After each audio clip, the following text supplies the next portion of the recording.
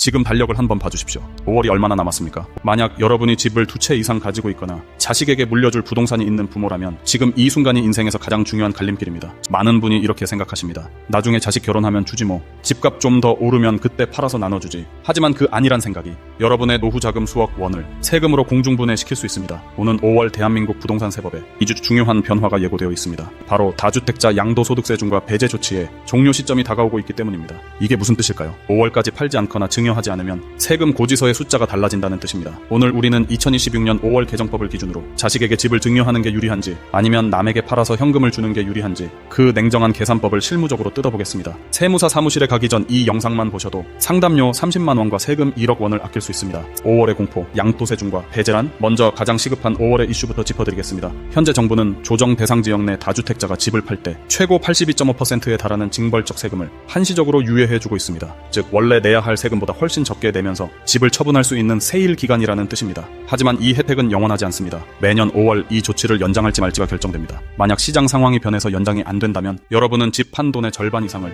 국가의 세금으로 반납해야 합니다. 예를 들어 10억 원에 산 집이 15억 원이 되었다고 칩시다. 5억 원의 차익이 생겼습니다. 5월 이전에 팔면 일반 세율을 적용받아 약 1억 원 정도의 세금만 내면 됩니다. 하지만 5월이 지나 중과세가 부과하면 세금은 순식간에 3억 원이 넘어가게 됩니다. 똑같은 집을 파는데 단지 언제 파느냐에 따라 2억 원이 사라지는 겁니다. 이 2억 원이면 부모님의 노후 병원비가 해결되고 자녀의 전세 자금을 보태줄 수 있는 큰 돈입니다. 그래서 우리는 지금 당장 계산기를 두드려야 합니다. 팔 것인가 줄 것인가? 그 첫 번째 선택지인 매도부터 살펴보겠습니다. 가 유리한 경우 자식에게 집을 물려주는 것보다 타인에게 파는 게 유리한 경우는 언제일까요? 첫째, 부모님이 1가구 1주택이면서 집값이 12억 원 이하인 경우입니다. 이때는 비과세라는 강력한 무기가 있습니다. 보유기간과 거주기간 요건만 채웠다면 양도세를 거의 한 푼도 내지 않습니다. 이런 분들은 굳이 증여해서 증여세를 낼 필요가 없습니다. 집을 팔아 세금 없이 현금을 만든 뒤 그 현금을 자녀에게 증여하는 게 훨씬 쌉니다. 현금 증여는 10년 동안 5천만 원까지 공제되고 그 이상이더라도 세율 구간을 조절하기 쉽기 때문입니다. 둘째, 집값이 앞으로 떨어질 것으로 예상될 때입니다. 증여는 미래의 가치 상승을 자녀에게 넘겨주는 행위입니다. 앞으로 10억 원이 될 집을 지금 5억 원의 증여세를 내고 넘겨주는 것이 이득입니다. 하지만 집값이 떨어질 것 같다면 자녀는 비싼 증여세를 내고 집을 받았는데 정작 자산 가치는 줄어드는 이중고를 겪게 됩니다. 이럴 때는 차라리 부모가 팔아서 현금을 쥐고 있다가 집값이 바닥일 때 자녀 명의로 사주는 것이 낫습니다. 하지만 부모님이 다주택자라면 이야기가 다릅니다. 파는 순간 세금 폭탄이 기다리고 있습니다. 그래서 많은 분이 증여를 고민하십니다. 그렇다면 증여는 언제 하는 게 좋을까요? 바로 양도세보다 증여세가 더 쌀 때입니다. 다주택자인 부모가 집을 팔 때 적용되는 양도세율은 최고 45%의 중과세율 20부터 30%가 더해집니다. 반면 증여세는 최고 세율이 50%이지만 구간별로 10부터 20%의 낮은 세율을 적용받을 수 있습니다. 특히 5월 이후 양도세 중과가 부활한다면 증여가 압도적으로 유리해질 수 있습니다. 하지만 여기에는 국세청이 쳐놓은 거미줄 같은 함정이 있습니다. 바로 취득세입니다. 과거에는 공식 악역을 기준으로 취득세를 냈습니다. 하지만 이제는 시가 인정액, 즉 실제 거래 가격으로 냅니다. 자녀가 집을 공짜로 받았다고 좋아할 일이 아닙니다. 집값의 4%에서 최고 12%에 달하는 취득세를 현금으로 당장 내야 하기 때문입니다.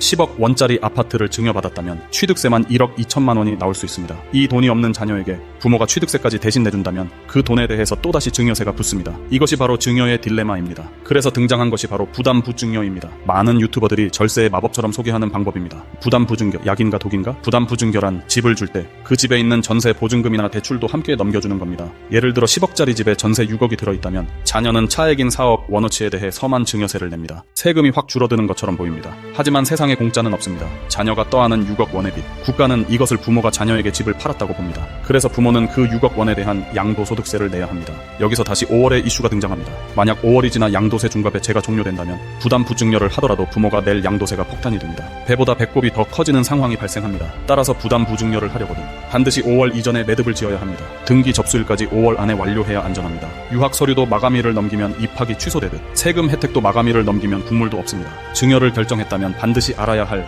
가장 무서운 법 조항이 하나 남았습니다. 바로 양도소득세 2월과세입니다. 이게 정말 무서운 이유는 증여받은 지 10년 안에 자녀가 집을 팔 때 발생합니다. 부모님은 5억 원에 산 집을 자녀에게 10억 원에 증여했습니다. 자녀는 취득가액을 10억 원으로 알고 있습니다. 그런데 자녀가 5년 뒤 급하게 돈이 필요해서 이 집을 12억 원에 팔았습니다. 자녀는 10억에 받아서 12억에 팔았으니 차액 2억 원에 대한 세금만 내면 되겠지? 라고 생각합니다. 천만에요. 국세청은 이렇게 말합니다. 받은 지 10년 안 됐네. 그럼 취득가액은 10억이 아닙니다. 옛날에 부모님이 샀던 5억 원으로 계산하겠습니다. 즉 자녀는 2억 원이 아니라 7억 원의 차액에 대한 세금을 두드려 맞게 됩니다. 이것이 바로 2월 과세입니다. 과거에는 이 기간이 5년이었지만 개정된 세법은 이를 10년으로 늘렸습니다. 자식에게 이 집 받고 절대 10년 동안 팔지 말라는 각서를 받을 자신이 없다면 섣불리 증여했다가 자녀를 신용불량자로 만들 수 있습니다. 자, 이제 정리해드리겠습니다. 5월이 오기 전 여러분이 당장 해야 할 행동 지침입니다. 첫째, 내가 가진 집의 양도 차익을 확인하십시오. 부모님이 샀을 때보다 얼마나 올랐습니까? 차익이 클수록 매도보다는 증여가 불리할 수 있습니다. 둘째, 자녀의 자금 출처를 점검하십시오. 증여를 하려거든 자녀가 취득세를 낼 현금이 있는지, 부담 부증여라면 대출 이자를 갚을 능력이 있는지 확인하십시오. 능력 없는 자녀에게 주는 집은 선물이 아니라 족쇄입니다. 셋째, 5월이라는 데드라인을 목숨처럼 지키십시오. 다주택자 양도세 중과 배제 혜택은 여러분의 자산을 지킬 마지막 구명조끼일 수 있습니다. 정부의 발표만 기다리지 마십시오. 발표가 나고 준비하면 이미 늦습니다. 지금 당장 세무 전문가를 찾아가 시뮬레이션을 돌려야 합니다. 설마 내가 대상이겠어? 하는 순간 여러분의 통장에서는 수천만 원이 세금으로 빠져나갑니다. 자식에게 짐이 되기 싫다는 부모님들의 마음, 가장 큰 짐은 아픈 몸이 아니라 준비되지 않은 세금 폭탄일 수 있습니다. 오늘 전해드린 이 냉정한 정보가 여러분의 소중한 자산을 지키는 방패가 되기를 바랍니다. 구독으로 꼭 필요한 정보만 받아보세요. 본 콘텐츠는 정보 제공을 목적으로 제작되었습니다. 개인의 구체적인 세금 산출은 보유 주택수, 조정 대상 지역 여부, 그리고 최신 세법 개정에 따라 달라질 수 있습니다. 중요한 의사결정 전 반드시 전문 세무사와 상담하시길 권고드립니다.